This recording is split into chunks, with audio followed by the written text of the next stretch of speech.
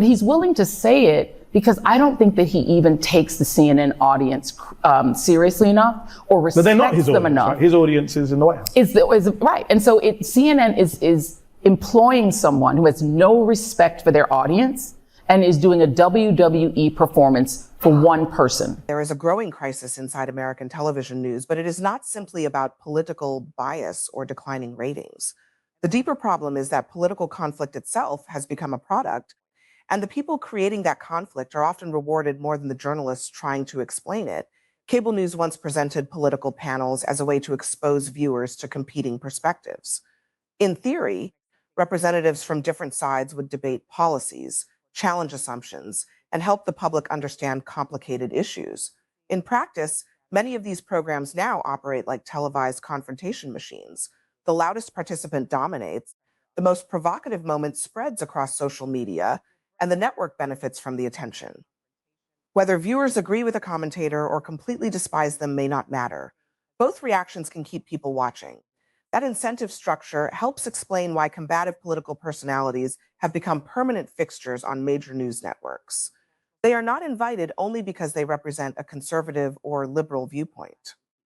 Their real value is that they reliably create tension. They interrupt, redirect, challenge the basic premise of criticism, and transform straightforward questions into partisan battles. From the network's perspective, outrage can be just as profitable as approval. This creates an uncomfortable question. Are these programs designed to inform the audience, or are they designed to provoke the audience? The answer may be found in the relationship between television networks and political insiders. Reporters, producers, strategists, politicians, and pundits often operate within the same professional ecosystem. They attend the same events, depend on many of the same sources, and frequently require continued access to one another. A journalist who becomes too confrontational may lose future interviews. A host who repeatedly embarrasses one party's representatives may discover that other members of that party no longer want to appear on the program. Access becomes a form of currency. This does not necessarily mean that every journalist is consciously protecting powerful people. The pressure can be much more subtle. Producers need guests. Hosts need exclusive interviews.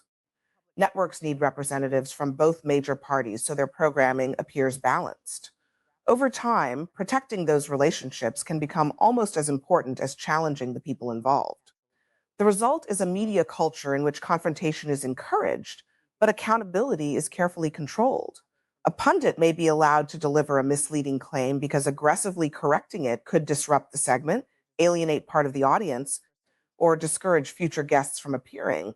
Instead of stopping the discussions and establishing what is true, the host moves on. The misleading statement remains in the broadcast, and the argument becomes another viral clip. This is where the traditional idea of balance begins to collapse. Giving two people equal screen time does not automatically produce fairness. A factual explanation and a partisan talking point are not equal simply because both are displayed in matching boxes on a television screen. When networks treat journalists, analysts, campaign operatives, and ideological defenders as interchangeable participants, viewers are left to decide which claims deserve credibility. That format naturally favors the person most willing to ignore the rules of serious discussion. So I'm glad you mentioned the mid-2000s because we shouldn't romanticize the pre-Ellison era. No. Mainstream media has had problems for a long time in this country. And it's funny you should mention CBS. Les Moonves famously in 2015 said about Donald Trump, he's bad for America but good for CBS. That's right. So he was the former owner of CBS News. So they were very open about the fact that people like Donald Trump are good for the bottom line. And the bottom line is when you think that way, you think we don't want to insult his supporters too much. So that if in Minnesota, they can see that I shot a white Christian mom in the face. We need to figure out a way to make the news of that less painful for right-wingers so that maybe they'll watch us. And so what you wind up getting is reporting on the Tiffany network, the network where Walter Cronkite used to work, where, that the shooter maybe had internal injuries, even though you could see him scamper away after shooting this woman and calling her an effing B. You can see that he was fine, but now based on no sourcing, just based on a couple of anonymous sources, but the 60 Minutes article that had gone through legal and was already being promoted needed more work. That's how you wind up there. And they pulled that CCOT story on the El Salvadoran prison. And then, the reason why they put it out there is they said, we want to talk to an administration official And then they never got that person on camera. I got to say something to these guys here. We were saying in the green room beforehand. We have to say, though, thank God our fascists are so dumb, right? Because if we had smart fascists, this would be over already. We wouldn't be sitting here. And exhibit A I would give in terms of our discussion is Donald Trump now has a media that is enthralled to him. He doesn't just have Fox. He has social media. He has Zuckerberg. He has Musk. He has CBS. He may get CNN at some point. And yet, instead of just quietly loving it and taking advantage of it, he has to throw it in people's faces. Yes. So he goes on CBS News. He's interviewed by Tony DeCopel, and he goes, well, you wouldn't have a job if Kamala Harris won. And it's like, that's the quiet part out loud. Yeah. And poor old Tony then says, I wrote it down. Tony went to the end of the interview. He says, for the record, I do think I'd have this job, even if the other guys won. And Trump says, yeah, but at a lesser salary. Yeah. And you've got to hand it to Trump. He's good at that. Yeah. He's good at just humiliating people in front of him. And good comic timing. Yeah. But how humiliating? Like the President of the United States is on your show saying, you have this job and this salary because of me. And I will tell you, this is why, going back to when I was doing it over the White House, my sense of it was, let him have it. You know what I mean? Do not hold back. I mean, we're not going to go bowling with these folks. As a matter of fact, I had some administration officials tell me one time, Jim, we do these bowling nights over at the bowling alley over at the White House. The one person we're not allowed to invite is you. That's a true story. A careful analyst may need several minutes to explain a legal decision, an economic policy, or an international crisis. A partisan commentator can dismiss the entire issue with a slogan, an accusation, or a familiar counterattack. One participant is trying to clarify the subject. The other is trying to control the emotional direction of the segment. On live television, the second strategy is often more effective. When criticism is directed toward a political leader or party, the subject can be quickly expanded or redirected. Instead of addressing the original issue, the conversation shifts toward the opposing party, media hypocrisy, political persecution, or an unrelated controversy.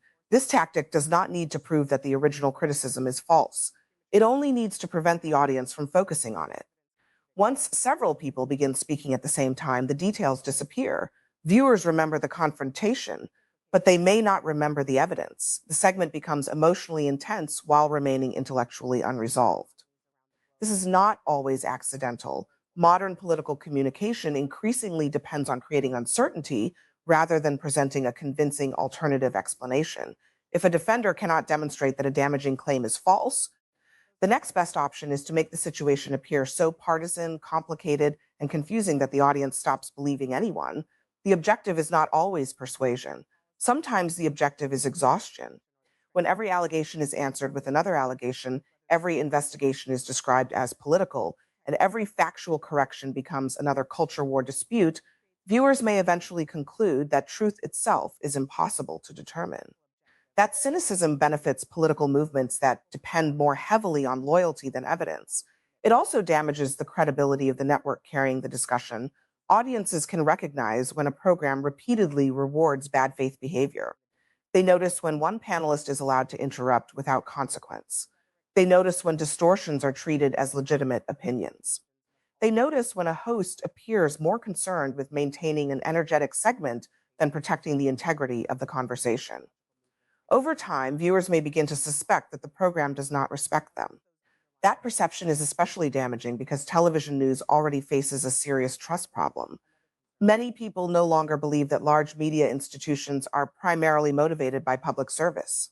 They increasingly see corporations competing for attention in an economy driven by clicks, clips, subscriptions, ratings, and advertising revenue. The rise of Donald Trump intensified this conflict between journalism and entertainment. Trump generates an extraordinary volume of controversy. His statements become headlines, his feuds become breaking news, and his public appearances create endless material for television analysis. Even negative coverage can benefit the networks because political chaos keeps audiences engaged. A quieter presidency creates a completely different commercial environment. When an administration operates without daily personal scandals, dramatic confrontations, or constant social media eruptions, political television becomes less urgent. Viewers may check the news once or twice a day rather than remaining connected for every new development.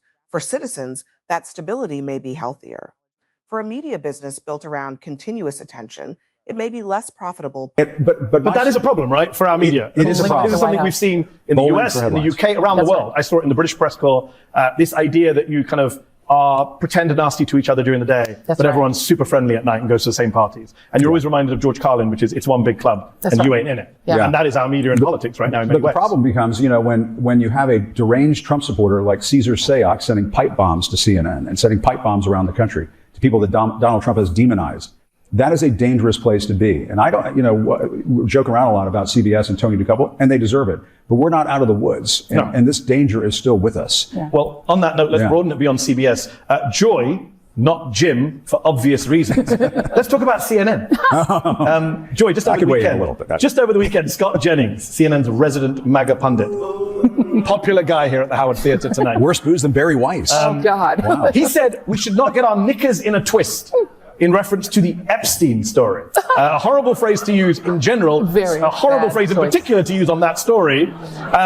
Thankfully, the other panelists called him out. He then made some racist remarks about all Palestinians being Hamas. He's used to doing this. Yes. He recently did an interview with Adam Friedland, in which he said that he describes his on-air performances as a, quote, mixture of showbiz and WWE. Why is a news network paying this man to give his opinions if he himself is admitting it's all a game, it's all a performance? And I had a guest on the Joy Reid show that actually described Donald Trump, who is in the WWE Hall of Fame, that's what he's doing, right? The sort of over-the-top behaviors are sort of a WWE performance. But, he's an idiot. He's unfortunately the President of the United States. Scott Jennings he's not a journalist, but he's on a network that is supposed to be journalistically inclined.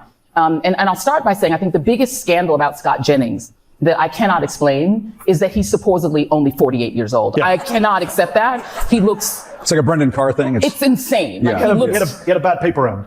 That's what they say in the UK. He's aging poorly. If he's only 48, I don't even know what to say. I mean, I can't believe he's not very much older. This does not prove that television networks deliberately choose political leaders or secretly support national chaos.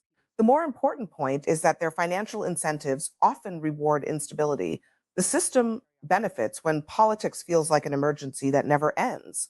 That incentive can shape coverage even without a coordinated decision. Editors choose the most dramatic clips. Producers invite the most combative guests. Headlines emphasize conflict. Panels are assembled in ways that almost guarantee disagreement. The entire structure gradually moves away from explanation and toward performance. Independent and alternative media have grown partly as a reaction to this environment. Online commentators do not always depend on access to party officials, campaign strategists, or television executives. They can criticize public figures without worrying that those figures will refuse to return to their studio. That freedom can produce sharper accountability and more direct analysis. However, independence does not automatically guarantee accuracy. Online creators can also exaggerate, mislead, or build their own businesses around outrage. The advantage is not that alternative media is automatically trustworthy. The advantage is that audiences now have more ways to compare narratives and challenge the assumptions presented by major networks. Traditional media no longer controls the boundaries of political conversation. A television network may present a partisan strategist as a serious authority, but viewers can immediately examine that person's record, compare earlier statements, and watch independent analyses of the same segment. The authority once created simply by appearing on television is no longer enough. That shift helps explain why some cable news performances now appear increasingly artificial. The format still depends on the assumption that every participant deserves equal consideration. Even when their professional roles and political motivations are completely different, one person may be investigating facts. Another may be defending a political leader. Another may be protecting a party. Another may simply be trying to create a memorable television moment. Placing all of them together does not necessarily produce truth. It produces content. The larger danger is that this style of programming normalizes propaganda as entertainment. When political loyalists are repeatedly rewarded for disrupting discussions, refusing accountability, and attacking anyone who challenges them, they learn that responsible participation is unnecessary. Their real audience may not even be the people watching at home. Political television can also function as an audition. A pundit who aggressively defends a powerful leader may be demonstrating loyalty, building influence, or positioning themselves for future opportunities. The camera is not only a communication device, it can become a direct channel toward the political figure whose approval matters most. That possibility changes the meaning of the performance. The commentator may no longer be trying to convince the entire audience. They may be speaking primarily to one political movement, one party base, or even one individual.